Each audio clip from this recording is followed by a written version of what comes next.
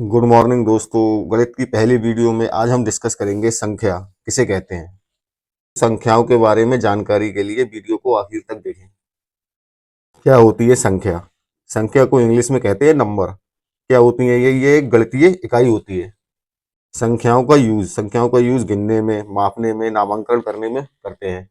तो क्या होती है संख्याएं? ये गणितीय इकाई होती है जिसका यूज हम गिनने, मापने और नामांकन करने में करते हैं। हमारे पास एग्जाम्पल है, मेरे पास 3 सेब हैं तो ये संख्या है, इसका हम यूज कर रहे हैं गिनने में।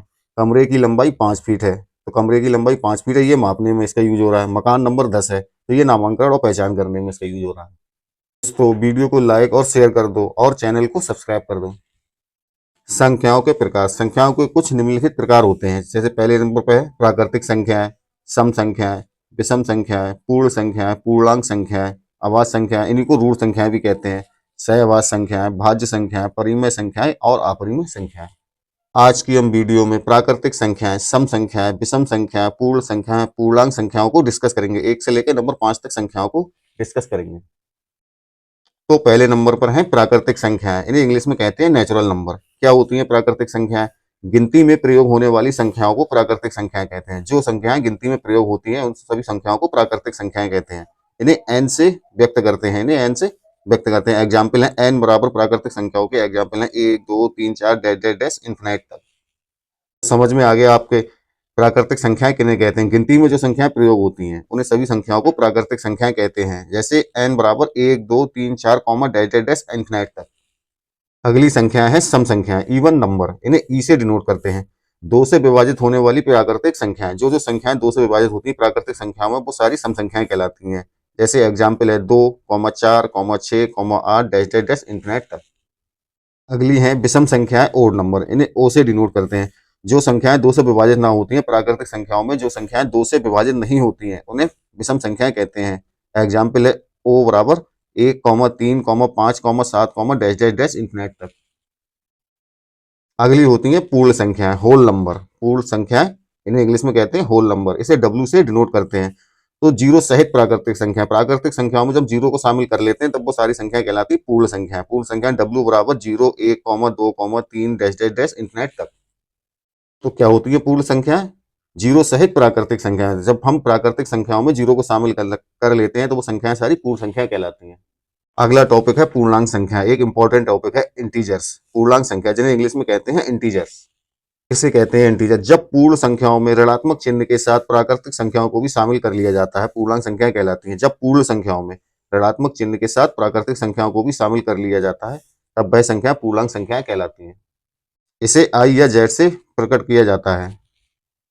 तो आई बराबर होता है 0 से लेके 1 2 3 4 डैश डैश डैश इन्फिनिट तक। ये हो गई पूर्ण संख्या है। अब इनमें हम प्राकृतिक संख्याओं को माइनस के चिन्ह के साथ प्रकट करेंगे। -1, -2, -3, -4 dash dash dash minus infinite तक। तो ये सारी संख्याएं जब हो जाएंगी तो ये कहलाएंगे इंटीजर्स। 0 से लेकर इन्फिनिट तक हो गई पूर्ण संख्या है। और -1, -2, -3, -4 डैश डैश डैश माइनस का इन्फिनिट, ये हो गई प्राकृतिक संख्या माइनस चिन्ह के साथ। इन सबका जब हम शामिल कर लेते हैं तब इन्हें इंटीजर्स कहते हैं। जहां जीरो जो है ना तो धनात्मक है ना ही ऋणात्मक। हम पूर्णांकों द्वारा समझते हैं सारी संख्याएं।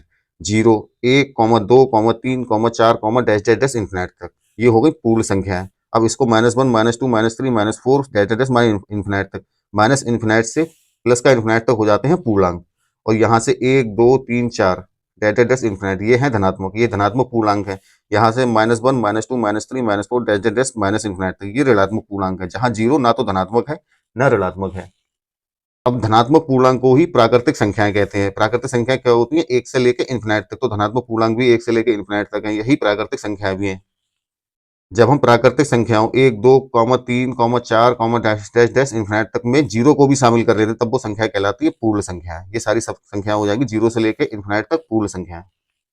साथियों, संख्याओं के प्रकार में हमने प्राकृतिक संख्याएं, सम संख्याएं, विषम संख्या, पूर्ण संख्या, पूर्णांक संख्याओं तक डिस्कस कर लिया है। अब अगली वीडियो में हम डिस्कस करेंगे अभाज्य संख्या तथा रूढ़ संख्याओं के बारे में।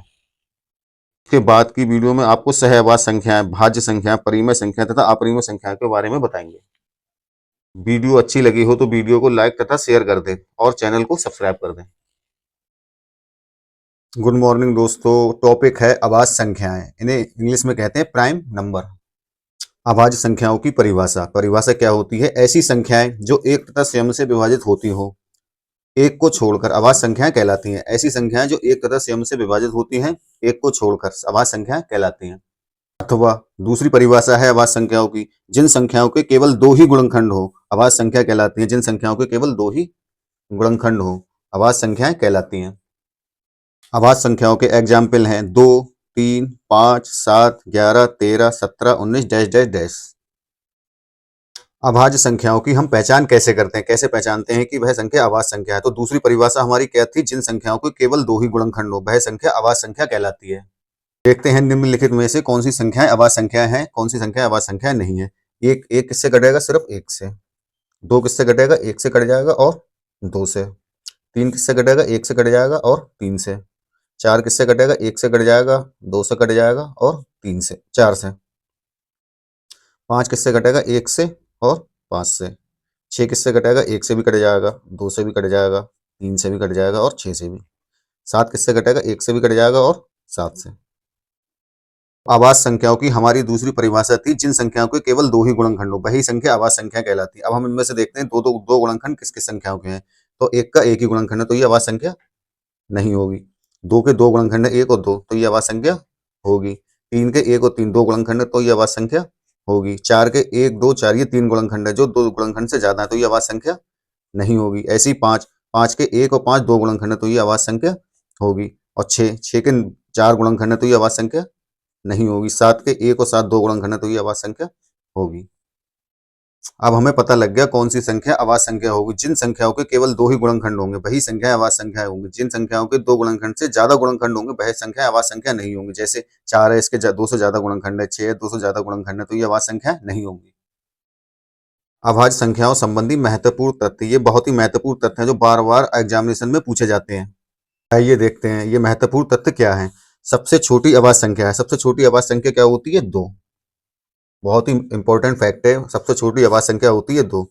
एकमात्र समअभाज्य संख्या, मतलब ऐसी संख्या जो सम भी है अभाज्य भी है, तो वो संख्या कौन सी होगी? वह भी दो ही होगी। सबसे छोटी विषम अभाज्य संख्या। सबसे छोटी विषम अभाज्य संख्या क्या होती है? सबसे छोटी तीन। एक अंक की सबसे छोटी अभाज्य संख्या क्या होगी? तो एक अंक की सबसे छोटी अभाज्य संख्या क्या होगी? दो या तीन में से होगी तो कौन सी होगी? दो। एक अंक की सबसे बड़ी अभाज्य संख्या। एक अंक की सबसे बड़ी अभाज्य संख्या क्या होगी? सात। बहुत ही महत्वपूर्ण फैक्ट है ये। दो अंक की सबसे छोटी अभाज्य संख्या। दो अंक की सबसे छोटी अभाज्य संख्या होती है 11। दो अंक की सबसे बड़ी अभाज्य संख्या। दो अंक की सबसे बड़ी अभाज्य संख्या होती है 97। तीन अंक की सबसे छोटी अभाज्य संख्या। तीन अंक की सबसे छोटी अभाज्य संख्या क्या होगी? 101। तीन अंक की सबसे बड़ी अभाज्य संख्या 997। ये बहुत ही महत्वपूर्ण फैक्ट है जो बार बार एग्जाम में पूछे जाते हैं, अलग अलग टाइप के एग्जामों में पूछे जाते हैं, तो आप इन सबको याद कर लें। एक बार फिर से देखते हैं। सबसे छोटी अभाज्य संख्या क्या होगी? दो। एकमात्र समअभाज्य संख्या दो। सबसे छोटी विषम अभाज्य संख्या क्या होगी? तीन। एक अंक की सबसे छोटी अभाज्य संख्या क्या होगी? दो। एक अंक की सबसे बड़ी अभाज्य संख्या क्या होगी? सात। दो अंक की सबसे छोटी अभाज्य संख्या होगी 11। दो अंक की सबसे बड़ी अभाज्य संख्या होगी 97।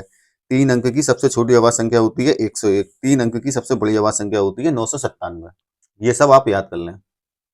कभी कभी एग्जाम में इस तरीके से सवाल आ जाता है कि 1 से 10 तक अभाज्य संख्याएं कितनी होंगी, 1 से 20 तक अभाज्य संख्याएं कितनी होंगी, 1 से 50 तक अभाज्य संख्याएं कितनी होंगी, तो हमें ये भी याद करना पड़ेंगी। तो 1 से 10 तक अभाज्य संख्याएं होती हैं 4। 1 से 10 तक अभाज्य संख्याएं होंगी 4। 1 से 20 तक अभाज्य संख्याएं होती हैं 8। 1 से 10 तक होती हैं 4 और 10 से 20 तक होती हैं 4, तो दोनों मिला के हो जाएंगी 8। 1 से 20 तक कितनी अभाज्य संख्याएं होंगी? 8। 1 से 50 तक अभाज्य संख्याएं होंगी 15। 1 से 100 तक अभाज्य संख्याएं कितनी होती हैं? 25। 1 से 500 तक अभाज्य संख्याएं होती हैं 95। 1 से 1000 तक अभाज्य संख्याएं होती हैं 168। सब भी अभाज्य संख्याओं से संबंधित बहुत ही महत्वपूर्ण फैक्ट है, इन्हें भी हमें याद कर लेना चाहिए। 1 से 10 तक कितनी अभाज्य संख्याएं होंगी? 4। 1 से 20 तक अभाज्य संख्याएं होंगी 8। 1 से 50 तक अभाज्य संख्याएं होंगी 15। 1 से 100 तक अभाज्य संख्याएं होंगी 25। 1 से 500 तक अभाज्य संख्याएं होंगी 95। 1 से 1000 तक अभाज्य संख्याएं होंगी 168। दोस्तों अगर वीडियो अच्छी लगी हो तो वीडियो को लाइक और शेयर कर दो। हमारे चैनल मैथनामा को सब्सक्राइब कर दो। गुड मॉर्निंग दोस्तों, आज की वीडियो में हम अभाज्य संख्याओं के बारे में कुछ सवालों को डिस्कस करेंगे। आभाज्य संख्या एक बहुत ही महत्वपूर्ण टॉपिक है जिसके बारे में हमें जानकारी होना चाहिए। वीडियो में आखिर तक जुड़े रहें जिससे आभाज्य संख्या के बारे में आपको बहुत जानकारी प्राप्त होगी। दोस्तों सवाल है, सबसे छोटी आभाज्य संख्या है 0, 1, 2, 3। आभाज्य संख्याएं क्या होती हैं? 2, 3, 5, 7, डैश डैश डैश। अब इनमें सबसे छोटी कौन सी है? 2। तो सबसे छोटी आभाज्य संख्या कौन सी होगी? Option number C 2। अगला सवाल है, प्रथम 5 आभाज्य संख्याओं का योग है। प्रथम 5 आभाज्य संख्याओं का योग है। तो प्रथम आभाज्य संख्या क्या है? 2, 3, 5, 7 और फिर 11। अब इनसे पूछा हमारा योग, तो इनको जोड़ देंगे, प्लस प्लस प्लस प्लस बराबर 2, 3, 5, 5, 5, 10, 10 और 7 17, 17 और 11 28। तो प्रथम 5 आभाज्य संख्याओं का योग होगा 28। यही हमारे सवाल का आंसर है, ऑप्शन नंबर सी 28। अगला सवाल है, 2 अंकों की सबसे बड़ी आभाज्य संख्या क्या होगी? बहुत ही महत्वपूर्ण सवाल है। 2 अंकों की सबसे बड़ी आभाज्य संख्या क्या होगी? तो 2 अंकों की सबसे बड़ी आभाज्य संख्या क्या होगी? 97। अगला सवाल है, 30 से 40 तक आभाज्य संख्याओं का औसत क्या होगा? 30 से 40 तक आभाज्य संख्याओं का औसत क्या होगा? पहले तो हमें ये पता होना चाहिए 30 से 40 तक आभाज्य संख्या है कौन कौन सी। तो 30 से 40 तक आभाज्य संख्या है 31 और 37। अब इन दोनों का हमें औसत निकालना है। तो औसत का मतलब क्या होता है? इन दोनों को जोड़कर 2 से भाग। अगर 3 संख्याएं होती तो 3 से भाग करते, 4 होती तो 4 से भाग करते। तो 31 से 37 होता 68 बटे 2। यह आएगा 34। यही हमारे सवाल का आंसर होगा, ऑप्शन नंबर सी 34। अगला सवाल है, 25 से कम आभाज्य संख्याएं कितनी है? 25 से कम आभाज्य संख्याएं कितनी है? तो हम देखते हैं कौन कौन सी 25 से कम आभाज्य संख्याएं होंगी। 2, 3, 5, 7, 11, 13, 17, 19 और 23। फिर 25 इससे ऊपर जाएंगी तो यहीं तक गिनेंगे, 1, 2, 3, 4, 5, 6, 7, 8, 9। तो 9 आभाज्य संख्याएं होंगी 25 से कम, ऑप्शन नंबर डी। आभाज्य संख्याओं के बारे में वीडियो में हमने आपको बताया था 1 से 20 तक होती हैं 8 संख्याएं अभाज्य। तो 20 से ऊपर कौन सी है? 23 एक संख्या ये, तो 8 और 1 9। इससे भी हम सवाल का आंसर निकाल सकते हैं, ऑप्शन नंबर डी 9। दोस्तों अगला सवाल है, 1 से 30 तक आभाज्य संख्याएं हैं। 1 से 30 तक कितनी आभाज्य संख्या होंगी? तो 1 से 20 तक हमें पता है कितनी है? 8। अब 20 से 30 तक देखते हैं कितनी है? 23 और 29। 2 संख्याएं और बढ़ी, तो 8 और 2 10। यही हमारे सवाल का आंसर होगा, ऑप्शन नंबर ए 10। 1 से 30 तक 10 आभाज्य संख्याएं होंगी। दोस्तों अगला सवाल है, 1 से 100 तक कितनी आभाज्य संख्याएं होंगी? 1 से 100 तक कितनी आभाज्य संख्याएं होंगी? आभाज्य संख्याओं के बारे में हम पिछली वीडियो में आपको बताया है कि 1 से 10 तक कितनी आभाज्य संख्या होंगी, 1 से 20 तक, 1 से 50 तक, 1 से 100 तक। तो 1 से 100 तक होती है 25 आभाज्य संख्याएं। यही हमारे सवाल का आंसर होगा, ऑप्शन नंबर सी 25। अगला सवाल है, निम्न में से कौन सा कथन सही है? हमें सही वाला कथन निकालना है। तो ऑप्शन नंबर ए है, सबसे छोटी आभाज्य संख्या 1 है। तो सबसे छोटी आभाज्य संख्या 1 नहीं है, तो ये गलत हो जाएगा। कोई सम आभाज्य संख्या नहीं है। हाँ, एक सम आभाज्य संख्या है 2। तो ये भी हमारा गलत हो जाएगा। ऑप्शन डी है, 2 अभाज्य संख्याओं का योगफल सदैव अभाज्य संख्या होती है। ऐसा नहीं है। 2 अभाज्य संख्या जैसे हम जोड़ें 23 प्लस 27 29, तो ये आएगा 52। 52 अभाज्य संख्या नहीं, तो ये भी गलत हो जाएगा। एक एक बचा हमारे पास, ऑप्शन नंबर बी, एक भाज्य संख्या विषम हो सकती है। तो एक भाज्य संख्या विषम हो सकती है, यही हमारा ऑप्शन सही होगा। अगला सवाल है, 3 क्रमागत विषम अभाज्य संख्याएं कौन सी है? ऐसी कौन सी संख्याएं हैं जो क्रमागत भी हैं, विषम भी है और अभाज्य संख्याएं भी हैं? तो ऐसी 3 क्रमागत अभाज्य संख्याएं होती हैं 3, 5 और 7। ये क्रमागत भी हैं और विषम भी हैं और अभाज्य भी हैं। इसके बाद कोई भी ऐसी संख्याएं, 3 संख्याएं क्रमागत विषम नहीं होंगी, अभाज्य संख्या नहीं होंगी। इनके बाद कोई भी 3 विषम क्रमागत अभाज्य संख्या नहीं होती हैं। अगला सवाल है, संख्या 1 अभाज्य संख्या क्यों नहीं है? बहुत ही इंपॉर्टेंट सवाल है ये। संख्या 1 अभाज्य संख्या क्यों नहीं होती है? कुछ लोगों को लगता है 1 अभाज्य संख्या है, लेकिन 1 अभाज्य संख्या नहीं होती। क्यों नहीं होती है? जो 1 होता है इस ये सिर्फ 1 से ही कर सकता है। तो अभाज्य संख्याओं की परिभाषा क्या होती है? वह संख्या जिसके 2 गुणनखंड हो, वही अभाज्य संख्या होती है। संख्या 1 का एक ही गुणनखंड है, एक गुणनखंड, इसलिए ये अभाज्य संख्या नहीं होती है। अभाज्य संख्या वह होती है जिनके 2 गुणनखंड हो, इसलिए एक अभाज्य संख्या नहीं होती है। दोस्तों आज की वीडियो में हमारा टॉपिक है सह आवाज संख्याएं। पिछली वीडियो में हम आपको प्राकृतिक संख्याएं, सम संख्याएं, विषम संख्याएं, पूर्ण संख्याएं और पूर्णांक संख्याओं के बारे में डिस्कस कर चुके हैं। तो आइए जानते हैं क्या होती हैं सह आवाज संख्याएं। सह आवाज संख्याओं को इंग्लिश में को प्राइम नंबर कहते हैं। सह आवाज संख्या को प्राइम नंबर, परिभाषा क्या होती है इनकी? ऐसी संख्याओं के जोड़े जिनके गुणनखंड में एक के अतिरिक्त कोई भी उभयनिष्ठ गुणनखंड ना हो उन्हें सह आवाज संख्या कहते हैं। उभयनिष्ठ मतलब कॉमन ना हो। ऐसी संख्याओं के जोड़े जिनमें गुणनखंड में एक के अतिरिक्त कुछ भी कॉमन ना हो उन्हें सह आवाज संख्या कहते हैं। दूसरी परिभाषा देखते हैं। अथवा दो संख्याओं में कुछ भी कॉमन ना हो, दो संख्याएं दी है उनमें अगर कुछ भी कॉमन नहीं है तो वो दोनों संख्याएं सह आवाज संख्याएं होंगी। जैसे एग्जाम्पल है 2,3। अब हम 2,3 में से कुछ कॉमन लेंगे, कुछ कॉमन ही नहीं है, एक ही कॉमन आ सकता है। एग्जाम्पल है 2,3। 2,3 में कुछ भी कॉमन नहीं है तो इसका मतलब ये सह आवाज संख्या है। 3,4 इनमें से भी अगर हम कॉमन लेंगे तो कुछ भी कॉमन नहीं आएगा तो ये भी सह आवाज संख्याएं होंगी। 14,15 इनमें से भी हम कॉमन लेंगे तो इनमें से भी कुछ कॉमन नहीं आएगा तो ये भी सह आवाज संख्या होंगी। तो समझ आ गया आपको क्या होती है सह आवाज संख्याएं। ऐसी संख्याओं के जोड़े जिनके गुणनखंड में एक के अतिरिक्त कोई भी उभयनिष्ठ गुणनखंड ना हो उन्हें सह आवाज संख्या कहते हैं। अथवा दो संख्याओं में कुछ भी कॉमन ना हो उन्हें सह आवाज संख्याएं कहते हैं। जैसे 2,3 इसमें कुछ भी कॉमन नहीं है तो ये सह आवाज संख्या होगी। 3,4 इसमें कुछ भी कॉमन नहीं है तो ये सह आवाज संख्या होगी। 14,15 इनमें भी दोनों में कुछ भी कॉमन नहीं है तो ये भी सह आवाज संख्या होगी। सह आवाज संख्याओं के बारे में कुछ महत्वपूर्ण तथ्य। पहला तथ्य है सह आवाज संख्याओं का महत्तम समापवर्तक एचसीएफ 1 होता है। सह आवाज संख्या का महत्तम समापवर्तक एचसीएफ 1 होता है क्योंकि सह आवाज संख्या में कुछ भी कॉमन नहीं होता है। महत्तम समापवर्तक क्या होता है? दोनों संख्याओं में कॉमन, तो कुछ भी कॉमन नहीं होगा तो वहां एचसीएफ 1 होगा, तो सह आवाज संख्याओं का एचसीएफ 1 होता है।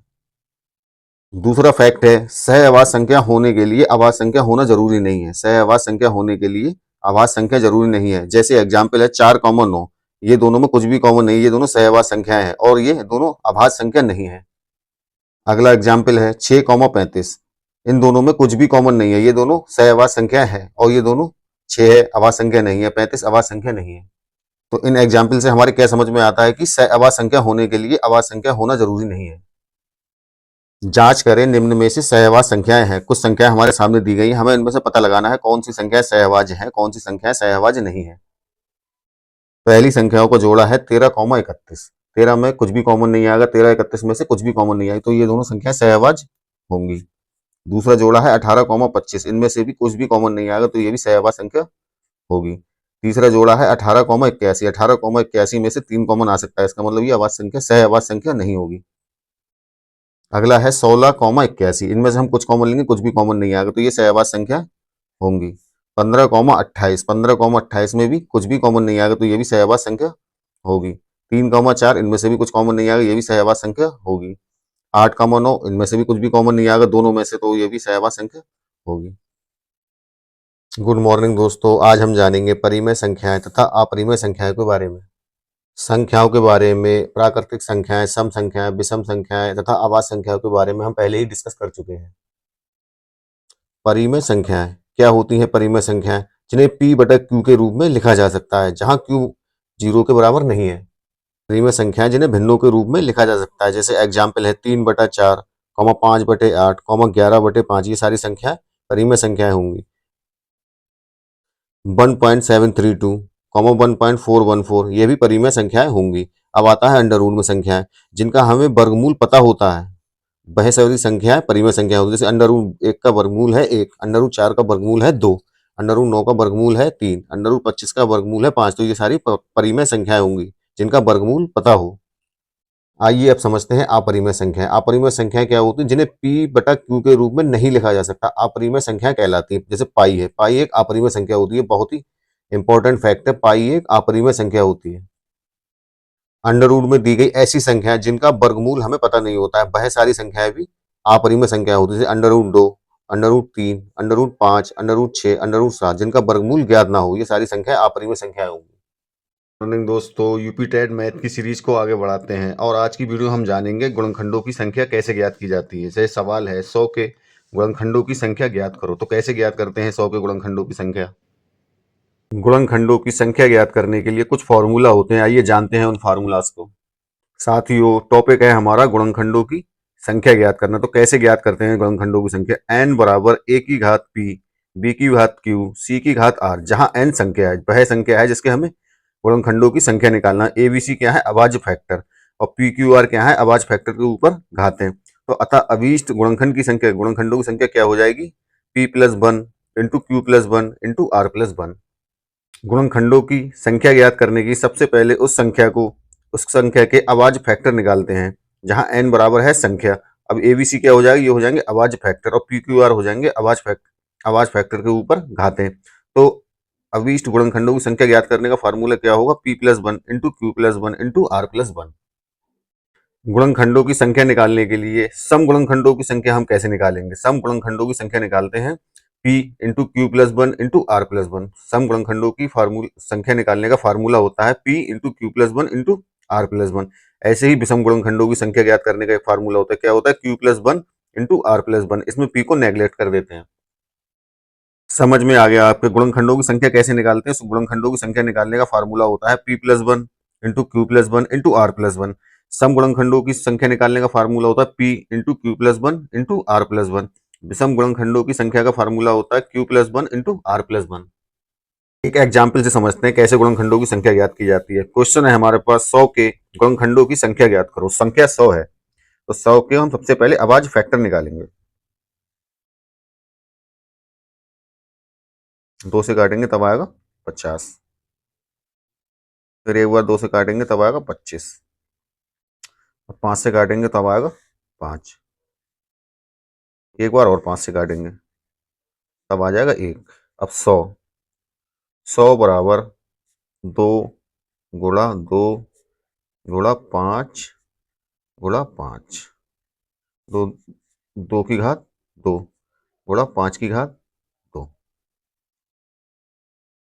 अब गुणनखंड की संख्या निकालने का फार्मूला क्या होता है, गुणनखंड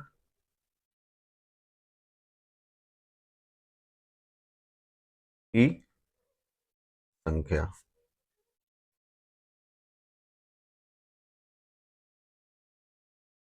ए की घात p, बी की घात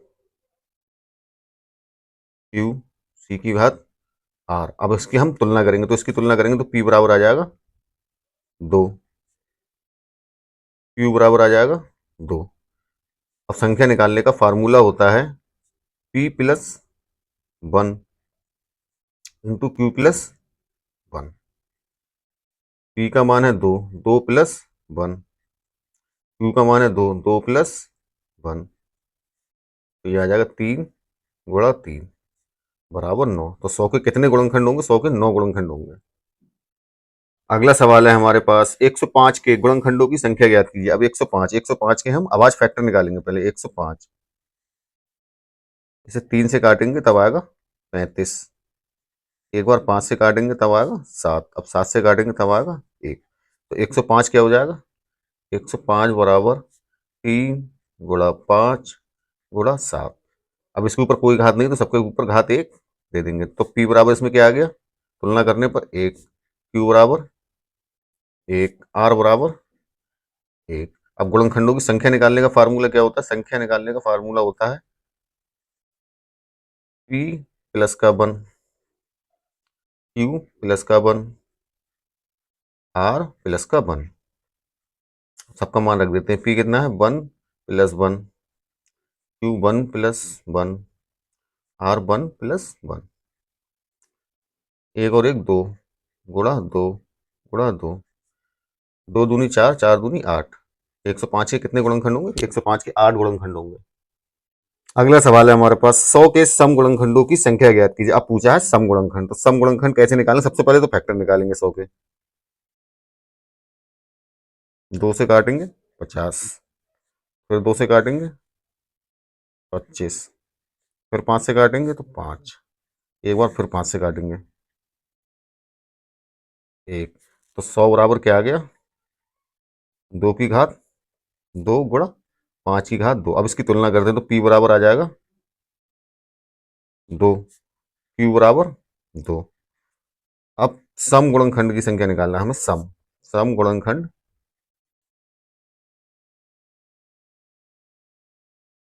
की संख्या। इसका फार्मूला क्या बताया हमने, p q प्लस का 1। अब ऐसे मान रख देते हैं, p का मान है 2, q का मान है 2 + 1 बराबर 2, ये आ जाएगा 3, तो 2 3 6।